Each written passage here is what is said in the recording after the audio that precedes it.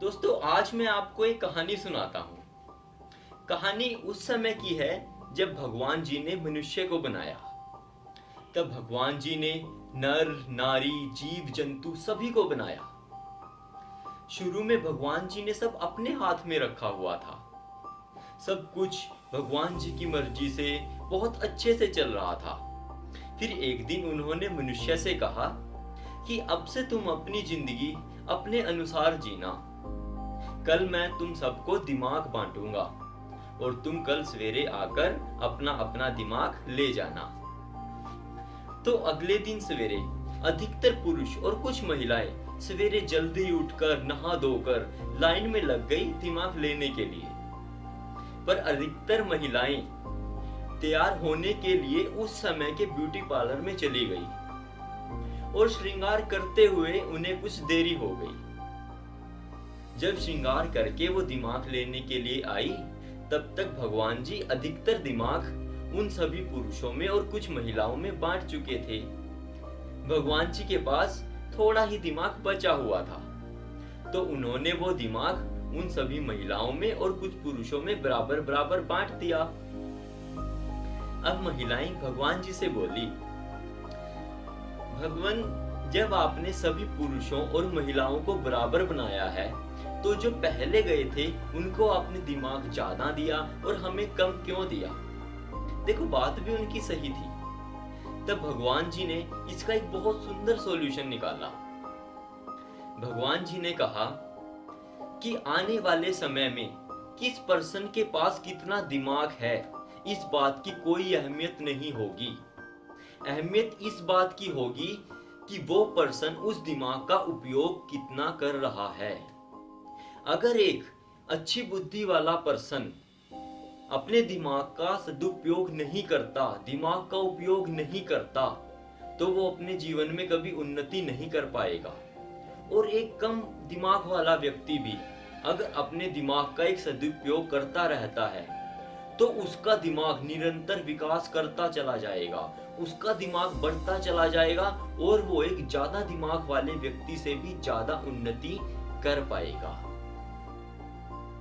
दोस्तों, यही वो कारण है जो आज हर घर से हमें एक बात सुनाई देती है। अक्सर माँ बाप अपने बच्चों के बारे में कहते हैं कि इसमें दिमाग तो बहुत है पर पढ़ाई में नहीं लगाता, ये कर तो बहुत कुछ सकता है पर करता नहीं। तो दोस्तों, अपनी ग्रोथ के लिए और अपने दिमाग के विकास के लिए सबसे जरूरी है कि उसे एक राइट डायरेक्शन में लगाकर रखें और उसका ज्यादा से ज्यादा उपयोग करते रहें। अब देखो, भगवान ने सबको दिमाग दे दिया है। दिमाग आते ही मनुष्य का तर्क वितर्क शुरू हो गया, उसका एक लालच भी शुरू हो गया। तो कुछ महिलाओं ने भगवान जी से कहा, भगवान, ये तो आपने बात सभी के लिए बताई है, सभी के दिमाग के लिए बताई है, पर हमारे लिए एक्स्ट्रा क्या है?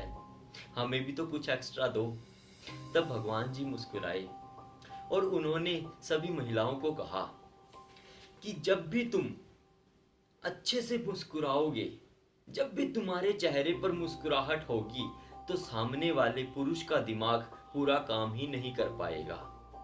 तुम अपनी मुस्कुराहट से ही सामने वाले के ऊपर अपना प्रभाव डाल सकती हो।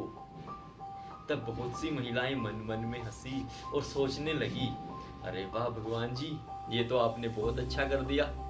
अब तो हम अपनी स्माइल से ही, प्यार प्यार से ही दूसरों से काम करवा लेंगी।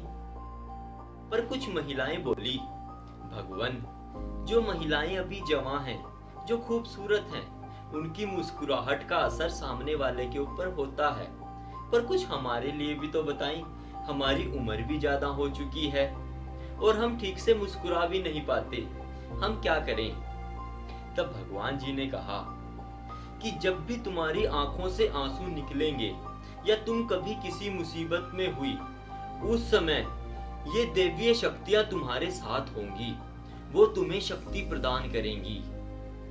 उस परिस्थिति में एक पुरुष के मुकाबले तुम्हारी बात का असर ज्यादा होगा। जब भी तुम्हारी आंख से आंसू निकलेंगे, उस परिस्थिति में एक पुरुष के मुकाबले तुम्हारी बात को ज्यादा महत्व दिया जाएगा। तब बहुत सी महिलाएं शांत हुई, पर कुछ महिलाएं फिर भगवान से बोली, भगवान, कुछ महिलाएं हमारे जैसी भी हैं जिनके आंसुओं का या हंसी का सामने वाले के ऊपर कोई असर होता ही नहीं। किसी को कोई मतलब ही नहीं कि हमारा जीवन कैसा चल रहा है, हम क्या करें। तब भगवान जी एक दुविधा में पड़ गए। तब भगवान जी ने सभी को कहा कि मैं ये बात हर घर के लिए बता रहा हूं जो एक अटल सत्य होगी। अगर किसी घर में महिलाओं की इज्जत नहीं होगी, किसी घर में महिलाओं के आंसुओं को और हंसी को महत्व नहीं दिया जाएगा, तो वो घर कभी उन्नति नहीं कर सकता, उस घर में कभी खुशियां नहीं होंगी। और दोस्तों, यही वो अटल सत्य है जो उस काल से इस काल तक चला आ रहा है कि जिस घर में महिलाओं को ज्यादा महत्व नहीं दिया जाता, उस घर में सारी सुविधाएं होने के बावजूद भी कभी सुख नहीं होता, और पैसा होने के बावजूद भी कभी बरकत नहीं होती।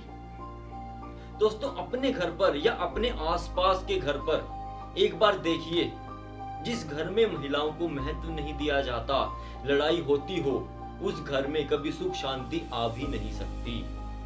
तो दोस्तों, इस कहानी के माध्यम से आप सबसे आग्रह करना चाहूंगा कि अगर अपने घर में सुख शांति समृद्धि और बरकत लानी है तो महिलाओं की महत्व को समझना जरूरी है। महिलाओं को महत्व देना सबसे ज्यादा जरूरी है। दोस्तों, अगर आपने चैनल को सब्सक्राइब नहीं किया है तो चैनल को सब्सक्राइब जरूर कर लें, क्योंकि आपके प्यार से ही मुझे भी मोटिवेशन मिलती है ताकि मैं ज्यादा से ज्यादा मेहनत कर सकूं। और एक बार आप बेल आइकन को भी प्रेस कर दें ताकि आपको हर वीडियो की नोटिफिकेशन मिलती रहे। और मिलते हैं नेक्स्ट वीडियो में। Bye bye.